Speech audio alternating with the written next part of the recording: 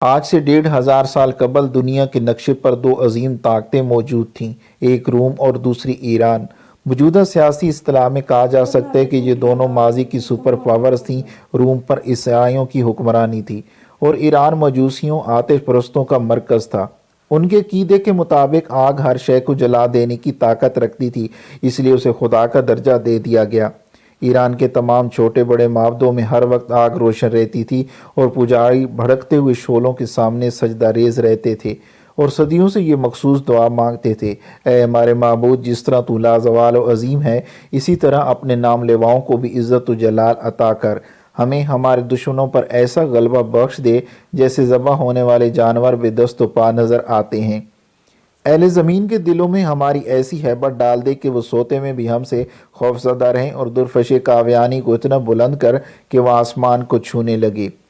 درفش کاویانی آتش پرستوں کا مقدس پرچم تھا۔ ایرانی افواج اور عوام اس بات پر پورا یقین رکھتے تھے کہ جس میدان جنگ میں یہ متبرک جھنڈا لہرائے گا، وہاں دشمن شکست فاش سے دوچار ہوگا اور مجوسیوں کو عظیم الشان فتح حاصل ہوگی۔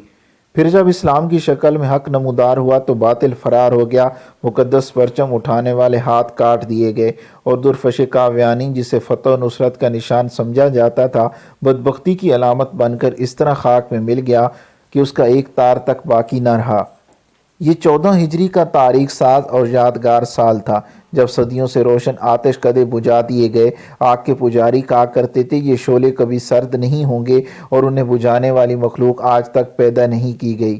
مگر جب ایمان کی تیز ہوائیں فاران کی چوٹیوں سے اتر کر ایران کے میدانوں میں داخل ہوئیں تو پھر سب کچھ خس و خاشاک کے مانند اڑنے لگا۔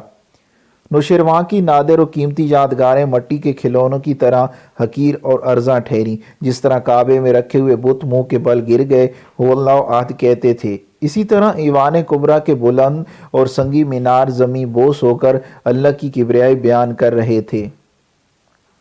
مغرور شاہوں کے نصب و نامے ورق ورق ہو کر بکھر گئے، ان کے اٹھے ہوئے سر انسانی ٹھوکروں اور گھوڑوں کے سموں سے پامال ہونے لگے، ہڈیاں چٹک کر ٹوٹنے لگیں اور پھر راستوں کا غبار بن کر رہ گئیں، یہاں تک کہ ان کی آخری نشانیاں تلاش کرنے والا بھی کوئی باقی نہ بچا۔ اتنی قدیم و طاقتور سلطنت کی بساط یوں الٹی کہ مرثیہ خاں تک نہ رہے، ماتم گساروں کو بھی مکافات عمل کے قانون نے کھا لیا۔ موت کا خونی دین اپنے پورے طول و عرض کے ساتھ کھلا ہوا تھا اور ایران کی فضاؤں میں بہت دن تک یہ ہولناک صدا گونجتی رہی، ہے کوئی اور، ہے کوئی اور۔ پھر جواب میں نقیب نے پکار کے کہا، کوئی نہیں سوائے اللہ کے۔ یہ آواز سنتے ہی حضور اکرم صلی اللہ علیہ وآلہ وسلم کے محترم ماموں اور لشکر اسلام کے سالار حضرت سعد بن ابی وقاص رضی اللہ تعالیٰ عنہ کی شمشیر اپنے نیام میں چلی گئی اور نہ جانے کتنی راتوں سے کرب کے عالم میں جاگنے والے امیر المومنین حضرت عمر فاروق رضی اللہ تعالیٰ عنہ کو قرار آ گیا۔ یہ تھا جنگ قادسیہ کا مختصر حال جس نے ایرانیوں کی کمر توڑ کر رکھ دی تھی اور شہنشاہ یزد گرد کسی زخمی بھیڑیے کی طرح اپنی زمین پر پناہ ڈھونڈتا پھر رہا تھا۔ اہل ایمان کی جلگار جاری رہی یہاں تک کہ مجاہدین اسلام کے گھوڑوں نے مدائن خوزستان، اہواز، نہاوند، اصفہان، ہمدان، رلے، کرمان، سیستان اور خراسان کو روند ڈالا۔ شہنشاہ یزد گرد فرار ہو کر ترکستان چلا گیا۔ مسلم سالار انف بن قیس رضی اللہ عنہ نے ایران کا سارا خزانہ مال غنیمت کے طور پر امیر المومنین کی خدمت میں مدینہ منورہ بھیج دیا۔ زر و جوار کی اس انبار کو دیکھ کر حضرت عمر رضی اللہ تعالیٰ عنہ رونے لگے۔ پھر آپ نے مسجد نبی صلی اللہ علیہ وآلہ وسلم حاضر ہو کر اہل ایمان کے اجتماع سے خطاب کرتے ہوئے فرمایا، معبود حقیقی کے نام لیواؤں کو خوشخبری ہو کہ آج مجوسیوں کی سلطنت برباد ہو گئی۔ اب ان کے ملک کی زمین کے ایک ٹکڑا بھی ان کے قبضے میں نہیں رہا۔ خوب جان لو کہ اب آگ کے پجاری وحدہ لا شریک کی عبادت کرنے والوں کو کسی قسم کا نقصان نہیں پہنچا سکتے، اور یہ بھی سن لو کہ اللہ تعالیٰ نے ان کی زمین، ان کے ملک اور ان کی دولت کا وارث تمہیں اس لیے بنایا کہ تمہاری آزمائش کی جا سکے۔ خبردار تم اپنی دولت نہ بدل لینا، ورنہ اللہ بے نیاز ہے، وہ تمہاری جگہ دوسری قوم کو بدل دے گا۔ مجھے اس امت کے لیے خود اس کے افراد سے خوف ہے۔ ایرانیوں کی شکست فاش اور مسلمانوں کی عظیم الشان فتح کی خبریں کیسر روم کے دربار میں بڑی حیرت کے ساتھ سنی گئیں۔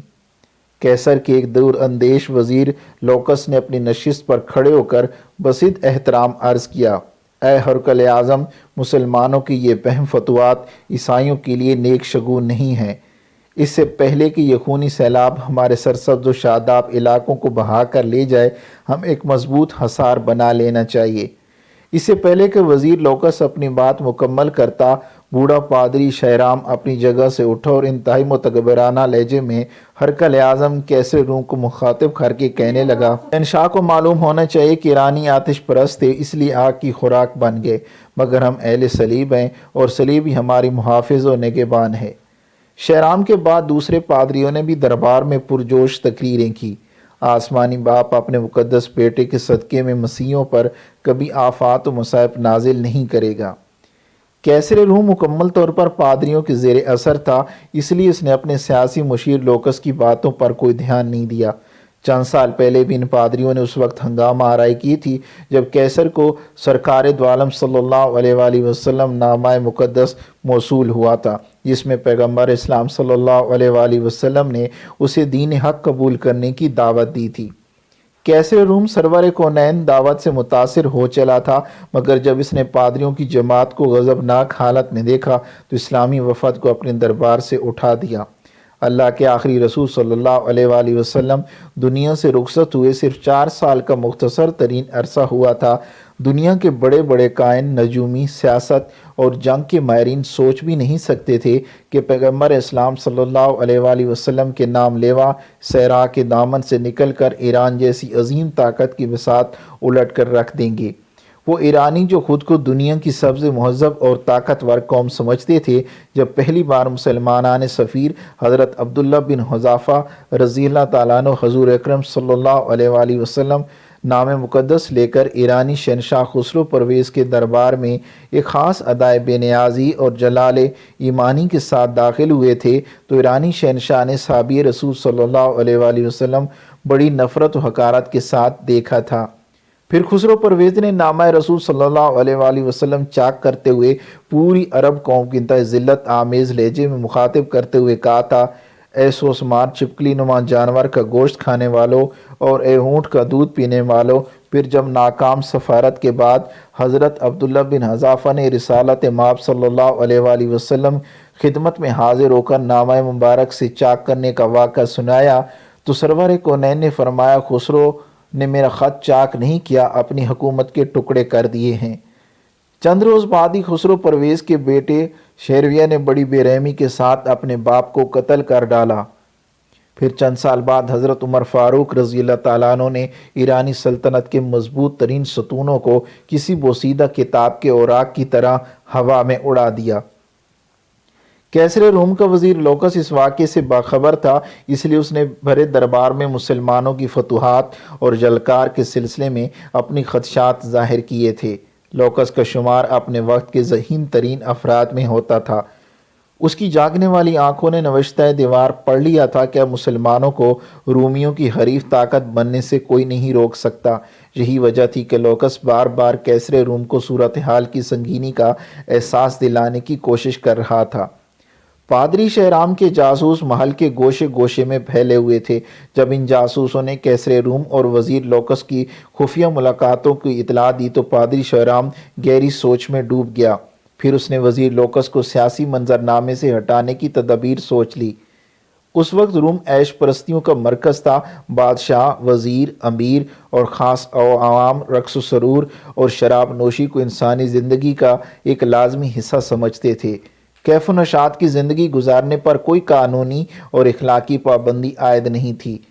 اپنے اسی ماحول کے زیر اثر وزیر لوکس بھی کیف و نشاط کا دلدادہ تھا۔ پادری شہرام نے اس کی کمزوری سے فائدہ اٹھایا۔ ایک رات جب لوکس خوبصورت عیسائی رقاصہ سون کو شربہ رقص دیکھ رہا تھا تو مسلسل شراب نوشی کے اثر سے اس کے ہوش و حواس زائل ہوتے جا رہے تھے۔ پھر اسی کیفیت میں لوکس نے سون سے رات کا آخری جام طلب کیا۔ سوسن بصد ناز و ادا لہراتی ہوئی آگے بڑھی اور اس نے دوسری زرنگار سرائی سے لوکس کا جام لبریز کیا۔ اس سرائی میں پادری شہرام کے منصوبے کے مطابق ایک خاص زہر شامل کر دیا گیا تھا جسے بڑے سے بڑا طبیب آسانی کے ساتھ نہیں پہچان سکتا تھا۔